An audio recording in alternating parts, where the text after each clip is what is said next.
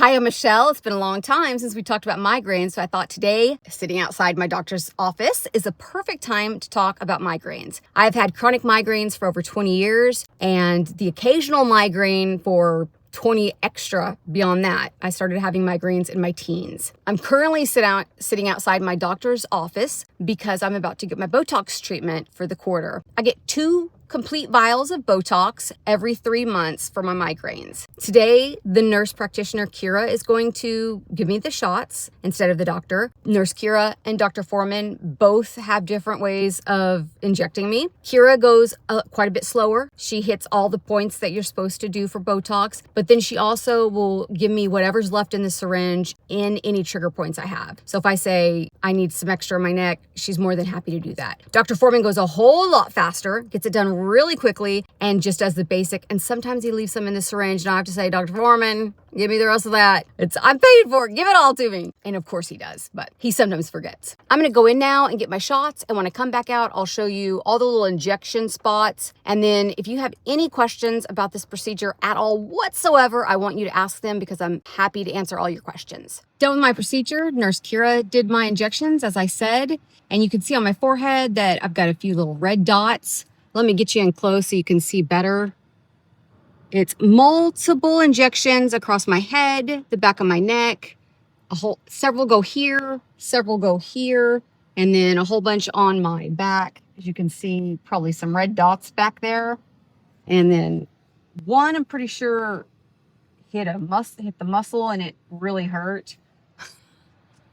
Overall, it looks worse than it feels. When I first started going, it was way more difficult than it is now. Now I just breathe hard, take deep breaths when she injects. It does feel like a little pinprick. I wouldn't go so far as to say it hurts, but it's slightly uncomfortable. A bee sting is a good descriptive way of saying what it feels like, but I wouldn't call it actual pain. These little dots, this one is gonna be a bruise. I don't usually bruise. Very rarely do I ever bruise, but that one is definitely gonna be a bruise. By the end of the day, you won't even be able to see anything. My head is gonna be heavy. There's no other way to describe it. Sometimes I do get a migraine from this, and sometimes the inverse happens. I will have a migraine and it will completely go away. I usually will go home and take some pain reliever, and then I'll just relax for most of the day because my head will be heavy regardless of what happens as far as pain relief or migraine. I feel like I'm probably going to get a migraine today. I already seeing some aura. I don't blame the Botox for the migraine, but something having to do with the entire thing can sometimes bring on the migraine. And my intuition's telling me I'm going to have one today. So I'm going to get home, drink some water, take some pain reliever, and then I'll be fine. These little dots will be disappeared by tomorrow, except for this one that looks like it's going to have a bruise. And I think I've also got one on the back of my neck. Yeah. That's going to have a bruise. Look at it.